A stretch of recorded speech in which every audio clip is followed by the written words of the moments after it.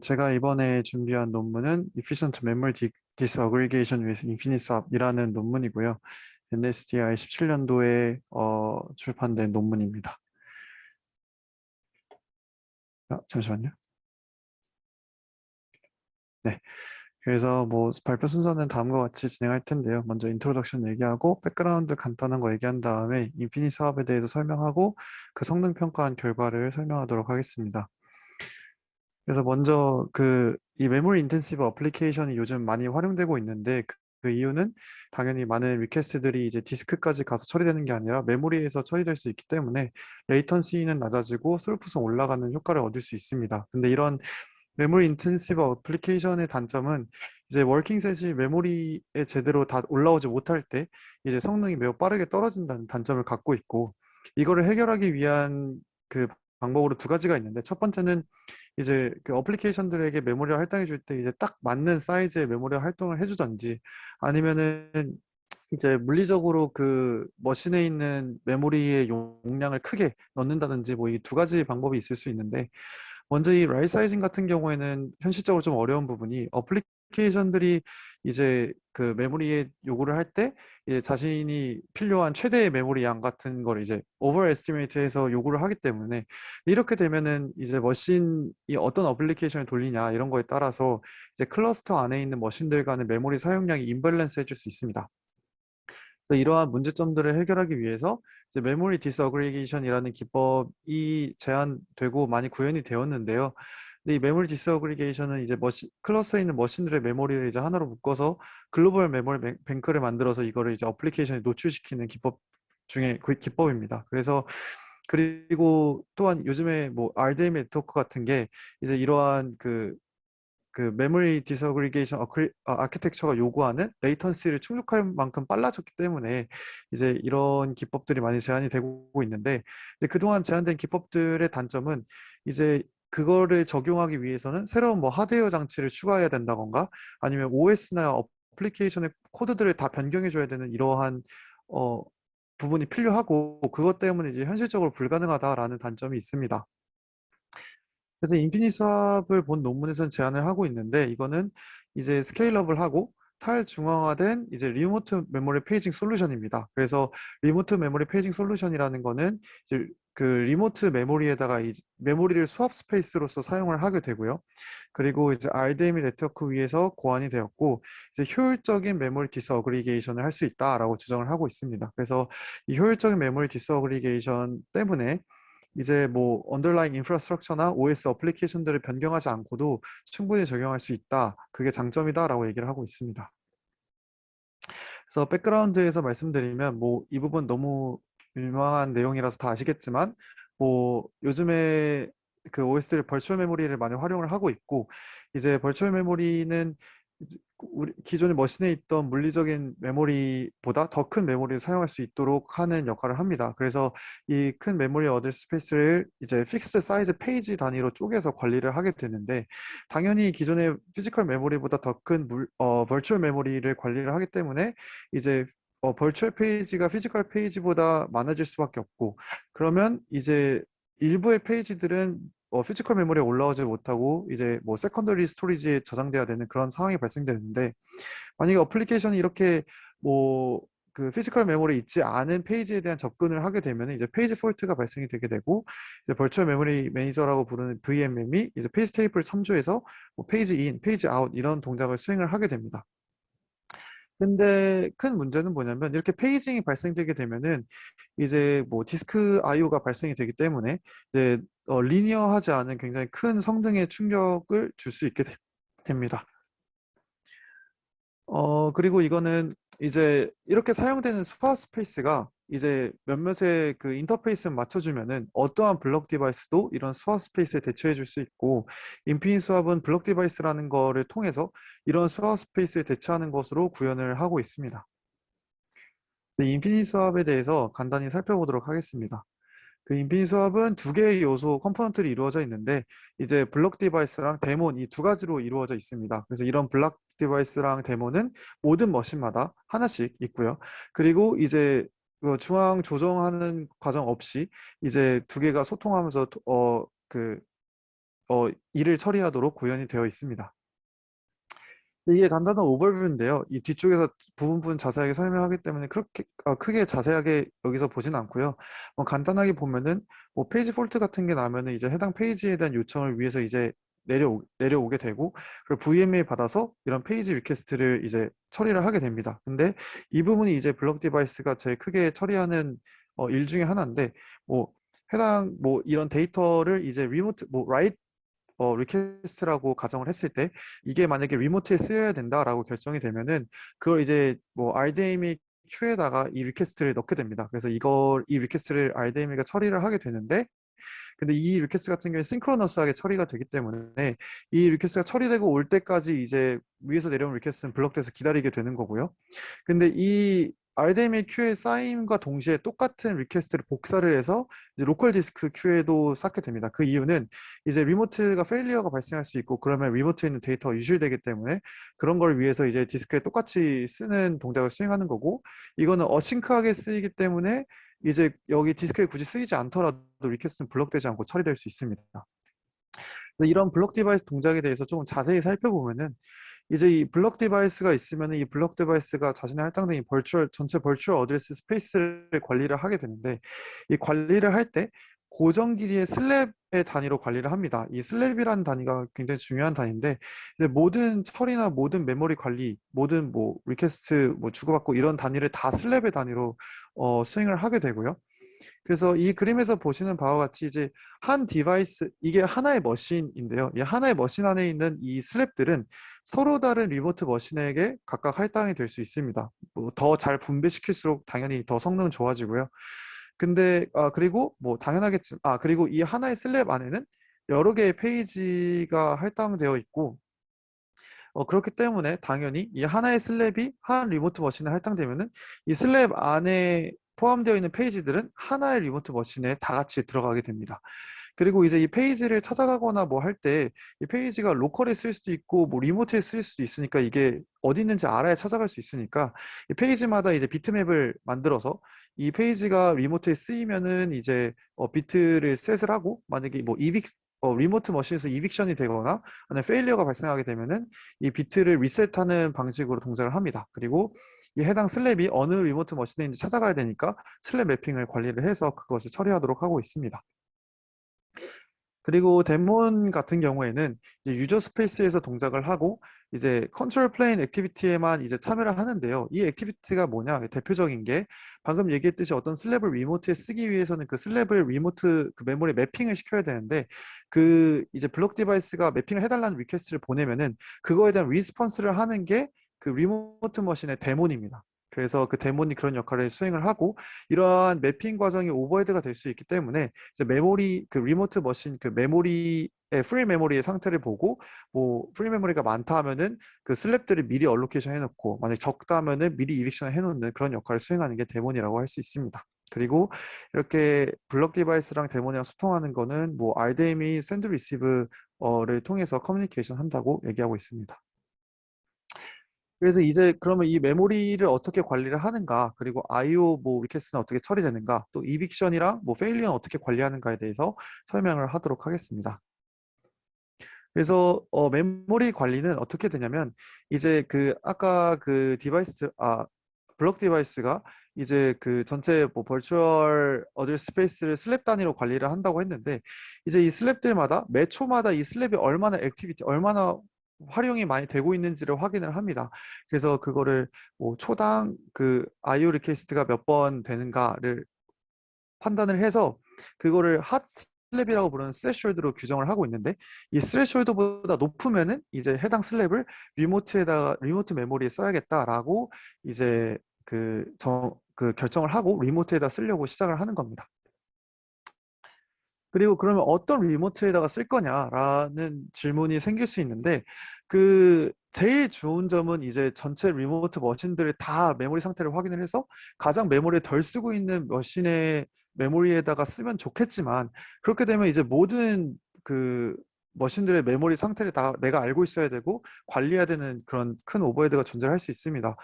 그래서 뭐 대안으로 랜덤하게 쓸 수도 있지만 랜덤하게 쓰게 되면은 당연히 이제 머신들 간의 메모리 사용량이 이제 임밸런스가 일어날 수 있으니까 그래서 그 옵티멀은 아니지만 약간 어프록시메이트해서 그러니까 덜 쓰는 메모리에 쓰자라는 기법을 제안을 하고 있고 그게 뭐냐면 하나의 슬랩을 이제 쓰려고 하면은 이제 두 개의 머신에다가 메모리 사용량을 물어봅니다. 그래서 그 전에 이제 그 자신의 그 전체 머신들을 두 가지의 셋으로 그러니까 하나의 그 머신의 입장에서 봤을 때 이 자신의 슬랩들을 외부의 리모트 머신들에게 할당을 해야 되는데 그 외부의 리모트 머신들을 두 개의 셋으로 구분을 해놓습니다. 첫 번째는 이미 자신이 관리해야 되는 슬랩을 메모리에다 갖고 있는 머신 그리고 그렇지 않은 머신 이렇게 두 가지로 분류를 해서 관리를 하게 되고 이제 이 리모트를 선택하는 거는 두 가지 스텝을 조합을 해서 선택을 하게 되는데 첫 번째는 이제 두 개의 리모트 머신에 그 너의 메모리 상태를 알려달라고 리퀘스트를 보내고 그 메모리 상태를 받았을 때 더 메모리 유틸라이제이션이 작은 머신을 선택을 하게 되고 그리고 앞서 얘기했듯이 내 그 슬랩을 이미 갖고 있지 않은 머신을 우선적으로 선택을 하고 내 슬랩을 만약 그게 되지 않는다면은 그제서 이제 슬랩을 갖고 있는 머신을 선택을 하도록 하는 이 두 가지 스텝을 통해서 이제 슬랩을 선택하게 됩니다. 그리고 뭐 아이포 파이프라인은 뭐 비슷해서 간단하게만 설명을 하면은 이제 리퀘스트는 이제 펄 코어 큐에다가 쌓여서 이제 리퀘스트가 쌓이게 되고 이제 리퀘스트가 처리되는 거는 앞서 얘기했듯이 이 비트맵에서 이제 비트맵 그 디바이스 블록 디바이스가 관리하는 비트맵과 슬랩 매핑을 활용해서 처리가 되게 되는데 만약에 이 리퀘스트가 리모트에 가야 된다라고 매핑이 된다면은 지금 보시는 바와 같이 이제 RDMA 디스패치 큐라는 곳에 쌓이는데 뭐 여러 개의 멀티플 큐가 있습니다. 그래서 이게 처리되는 것은 앞서 언급했듯이 싱크로너스하게 처리가 되고 이 큐에 쌓인과 동시에 이 디스크 디스패치 큐에 동일하게 복사돼서 쌓이게 되고 이거는 어싱크로너스하게 처리가 됩니다. 근데 만약에 이 데이터가 이제 리모트에 매핑되지 않고 그 로컬 디스크에 써야 된다라고 매핑이 된 거는 어싱크로너스 하지 않고 싱크로너스하게 처리가 되게 됩니다. 이 부분을 네. 그리고 이제 슬럽 이빅션을 어떻게 처리하는가에 대해서 설명을 간단히 드리면 먼저 이제 슬럽 이빅션을 선택하는 거는 이제 리모트 데몬에서 선택을 하게 됩니다. 그래서 데몬이 자신의 메모리 상태를 보면서 메모리가 부족하다라고 하면 이제 자신이 갖고 있던 외부에서 받아온 슬랩을 이제 다시 내보내야 되는 상황이 되고 이때 이빅션을 결정을 하게 되면 이 이빅션 메시지를 내보내야 되는 슬랩의 이제 주인 그 블록 디바이스한테 이빅션 메시지를 보내는 겁니다. 그러면 그 해당 블록 디바이스는 내 슬랩이 다시 돌아와야 되는구나를 알게 되고 그럼 그때 이제 해당 슬랩을 언맵드로 마크하고 그리고 그 관련된 페이지들에 대한 빗맵을 리셋하고 그리고 지금 이미 리퀘스트가 쌓여있는 그 큐에 쌓여있는 인플라이트 리퀘스트를 다 처리하는 걸 기다립니다. 그리고 이 모든 과정이 끝나면은 이제 그 데몬에게 그 던 메시지를 리스폰스 하면은 이제 데몬이 이빅션을 진행을 하게 됩니다. 페일리어도 동일하게 처리가 되는데요. 그러니까 페일리어가 감지가 되면은 이빅션 처리할 때는 동일하게 처리가 되고 제일 큰 단점은 큰 차이점은 그 인플라이트 리퀘스트가 어떻게 처리되는가인데 대표적으로 그 의문이 드는 게 이제 read after write입니다. 그러니까 이게 뭐냐면은 다음의 경우와 같는데 이제 먼저 write 리퀘스트가 들어와서 해당 write을 이제 그 RDMA 디스패치 큐에 넣고 그 리퀘스트를 복사해서 디스크 디스패치 큐에다 이렇게 넣게 되는데 근데 이 write에 대한 리퀘스트가 뭐 RDMA를 통해 진행되기 좀 더 빠르니까 리모트 머신에다가 쓰고 아직은 내 로컬 디스크에 쓰지 않았는데 만약에 리모트 머신에 페일리어 났을 경우입니다. 근데 이때 만약에 이 해당 슬랩에 대한 리드 리퀘스트가 들어오면은 이미 디스크에 안 쓰여 있는데 어떻게 하냐라는 질문이 생길 수 있는데 근데 한 가지 아셔야 되는 게 이 큐에 쌓이는 거는 리퀘스트지 실제 그 페이지의 컨텐츠가 아닙니다. 그 페이지의 컨텐츠는 이 RDMA 디스패치 엔트리 버퍼라는 곳에서 따로 쓰이고요. 이거는 이제 이 디스패치 큐랑 이 RDMA 디스패치 큐가 공유를 합니다. 그래서 이 리모트 머신이 날아가더라도 이 버퍼의 데이터는 그대로 남아 있고, 그리고 이제 이 read 큐는 이 큐 안에서 이제 쌓이기 때문에 write 리퀘스트 무조건 다음에 올 수밖에 없습니다. 뭐 멀티플 큐니까 다른 큐에 들어갈 수 있지 않느냐라고 의문을 가질 수도 있는데, 이 큐를 선택하는 과정이 이 어드레스를 기준으로 해싱 펑션을 수행하기 때문에 같은 어드레스에 대한 리퀘스트들은 같은 큐에 쌓일 수밖에 없고, 그래서 무조건 이 read 리퀘스트는 write 리퀘스트 다음에 처리가 되기 때문에 전혀 문제 없이 페일리어에 대한 처리도 할 수 있습니다. 이제 이밸류에이션입니다.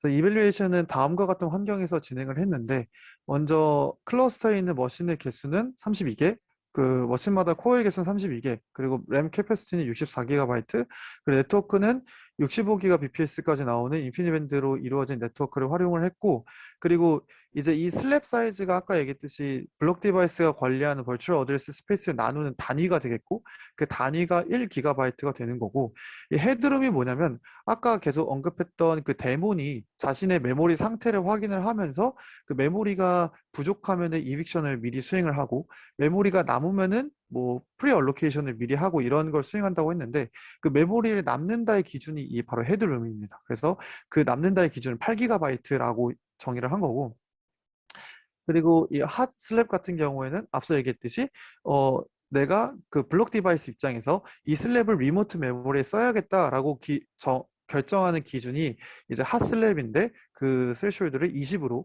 정해놨습니다. 그래서 먼저 이 인피니티 수압이 어플리케이션에 어떠한 영향을 미치는지를 실험을 통해서 확인하도록 하겠습니다. 그래서 네 가지의 워크로드를 통해서 실험을 진행을 했는데요.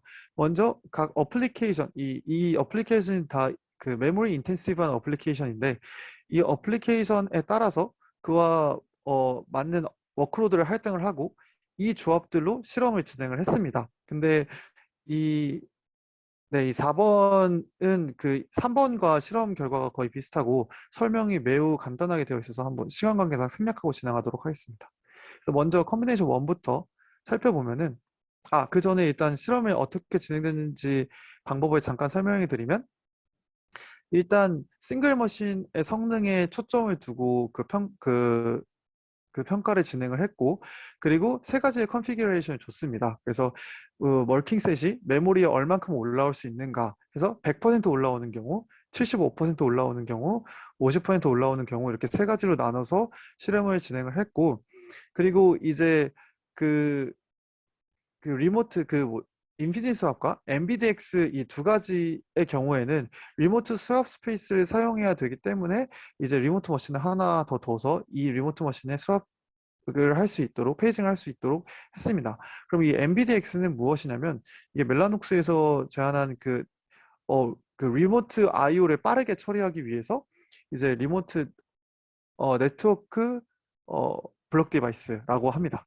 그래서 이 지원하는 기능이 인피니티 수학과 비슷해서 이제 두 개를 비교군으로 두고 실험을 진행을 했습니다. 먼저 이제 첫 번째 워크로드 중에 첫 번째 실험 주제 중에 하나인 이제 볼트 DB인데요. 이 볼트 DB 같은 경우에는 인메모리 트랜잭셔널 데이터베이스고, 이제 큰 데이터를 높은 속도로 처리를 할 수 있다고 합니다. 그래서 TPC-C 벤치마크를 통해서 이 트랜잭셔널 워크로드를 만들었고, 이 워크로드의 사이즈는 11.5GB, 총 트랜잭션 개수는 200만 개를 이용해서 실험을 진행했다고 합니다. 네, 다음이 실험의 결과인데요. 한 가지 보셔야 되는 거는 이제 이 레이턴시 보면은 이게 로그 스케일입니다. 그리고 그게 맞지 않고요. 이거를 잘 보시면서 보셔야 되고, 그리고 아래 X축은 이제 인메모리 워킹셋이 얼만큼 올라올 수 있는가를 나누면서 이제 실험을 진행을 했는데, 지금 총 똑같은 그래프가 세 개가 있습니다. 그래서 왼쪽은 이제 디스크, 그러니까 페이징을 할 때 디스크에다 하는 기존의 방법, 그리고 가운데가 이제 인피니 수압을 사용하는 방법, 오른쪽이 이제 NVDX를 수행하는 그 방법을 사용했을 때의 결과입니다. 그래서 먼저 디스크를 보시면은 그 트랜잭션 처리되는 양이 그 워킹셋이 줄과 동시에 매우 급격하게 줄어들고, 이 레이턴시도 굉장히 급격하게 증가를 합니다. 근데 인피니 수압과 MBD X를 수행하는 경우에는 물론 감소를 하지만 리니어하게 감소하는 것을 확인을 할 수 있습니다. 그래서 덜 감소하니까 더 좋다라고 얘기를 하고 있는데, 근데 이 인피니 수압과 이 MBD X는 디스크에다가 페이징하지 않는데 왜 워킹셋이 증가하면서 성능이 감소하느냐라고 의문을 가질 수 있는데, 그거에 대한 해답은 이제 어, 그, 그 디스크에 쓰이는 것 말고도 이 페이징이 일어나면 여러 가지 오버헤드들이 추가적으로 발생합니다. 예를 들면은 OS에서 컨텍스트 스위칭이 일어난다던가 이런 것에 여러 가지 오버헤드가 추가적으로 발생될 수 있고, 그런 거에서 오는 오버헤드 때문에 이제 페이징이 일어났을 때 그 디스크에 쓰지 않더라도 이렇게 성능이 조금씩 감소한다라고 얘기를 하고 있습니다. 그리고 그 다음은 이제 네. 그 다음은 이제 멤 캐시드인데요. 이제 이 램 캐시드 같은 경우에는 인메모리 그 오브젝트 캐싱 시스템이고, 이제 간단한 키밸류 인터페이스를 제공을 합니다. 그래서 이 ETC 시스 워크로드라고 하는 거는 이제 페이스북 워크로드 중에 하나인데요. 이제 페이스북 워크로드를 통해서 이 실험을 진행했고, 이 두 개의 워크로드의 차이점은 뭐 여기 적어놨지만 크게 ETC는 이제 그 셋 오퍼레이션이 적고, 그러니까 뭐 모디피케이션 오퍼레이션이 적고, 시스 같은 경우에는 셋 오퍼레이션이 많아서 이제 라이트 오퍼레이션이 좀 많은 그런 워크로드라고 생각하시면 되겠습니다.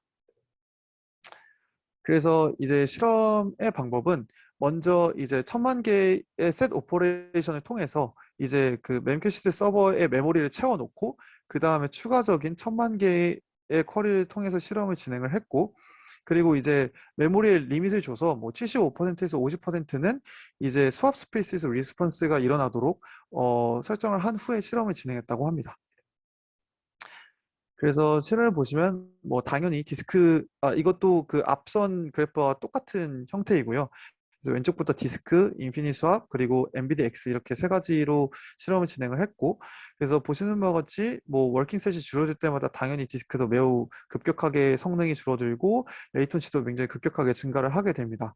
근데 이제 그 인피니 스왑 같은 경우에는 그 워킹셋이 줄어듦에도 불구하고 굉장히 리니어한 성능을 나타내고 있고, 이제 레이턴시 또한 거의 증가하지 않고 리니어하게 보이는 것을 볼 수 있습니다. 그래서 굉장히 좋은 성능을 보이고 있고, 근데 그 워킹셋이 증가하는데 NVIDIA 같은 경우에 뭐 ETC 같은 경우에는 어느 정도 리니어하게 잘 맞고 있지만 시스 같은 경우에는 굉장히 뒤쭉날쭉한 이런 성능 저하를 보이고 있는데, 이런 뒤쭉날쭉한 성능 저하를 보이는 이유가 이제 이 인피니 수압이 NVIDIA와 가장 큰 차이점이라고 강하게 논문에서 주장하는 요인 때문인데, 이 NVIDIA 같은 경우는 리모트 IO를 수행하기 위해서 리모트 머신의 CPU 리소스를 굉장히 많이 활용을 하게 됩니다.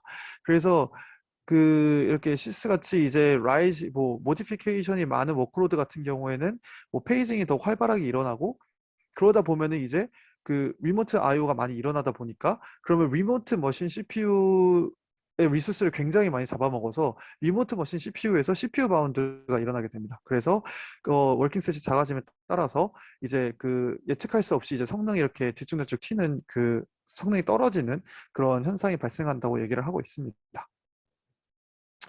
그리고 이제 파워 그래프 같은 경우는 이거는 이제 앞선 두 예시와는 다르게 이제 그 머신러닝에서 이제 뭐 큰 스케일의 머신러닝이나 그래프를 계산하는 프레임워크이고요. 그래서 이제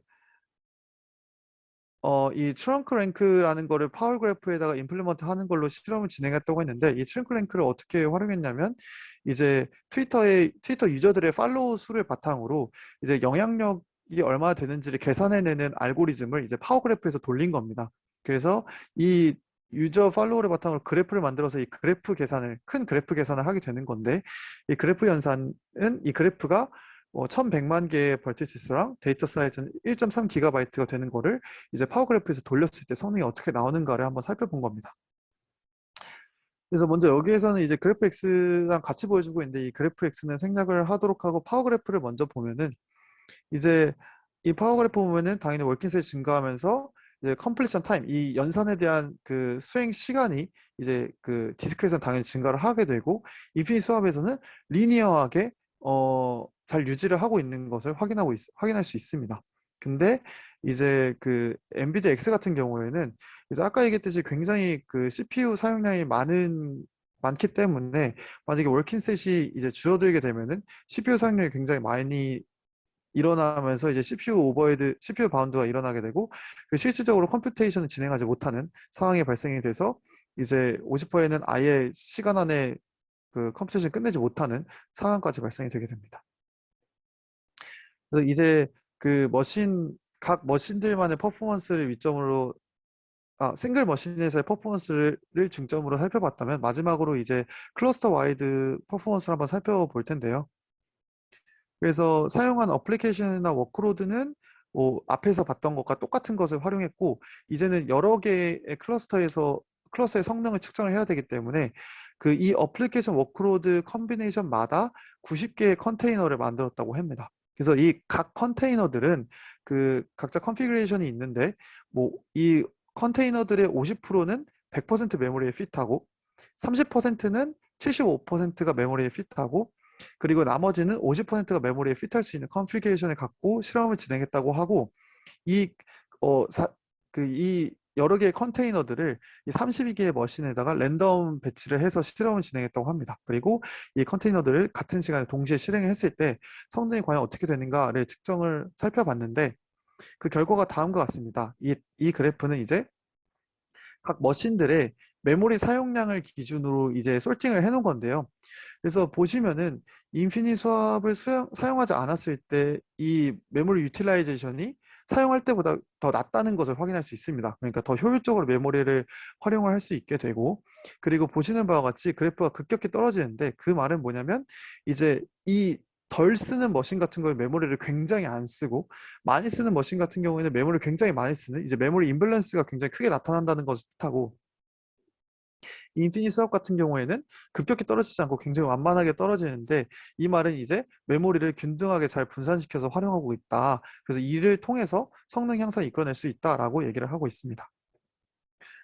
그래서 결론을 말씀드리자면은 본 논문에서는 인피니트 수압이라는 거를 제안을 하고 있는데 이거는 이제 메모리 디스어그리게이션 솔루션이고 이제 뭐 어플리케이션이나 OS 하드웨어 같은 것들을 변경하지 않고도 적용할 수 있다라고 얘기를 하고 있습니다. 그리고 이제 이 CPU가 관여하는 것을 최대한 줄이는 것으로 이제 확장성을 확보했고 이러한 CPU 관여를 줄이기 위해서 뭐 디센트럴라이즈 플레이스먼트나 이빅션 알고리즘 등을 개발을 했고 그래서 이를 통해서 높은 성능 향상을 이끌어냈으며 이제 이를 바탕으로 클러스터에서도 높은 메모리 유틸라이제이션을 올릴 수 있었고 그리고 이를 확장하더라도 이러한 이점들이 그대로 유지되는 성능을 갖고 있다라고 얘기를 하고 있습니다.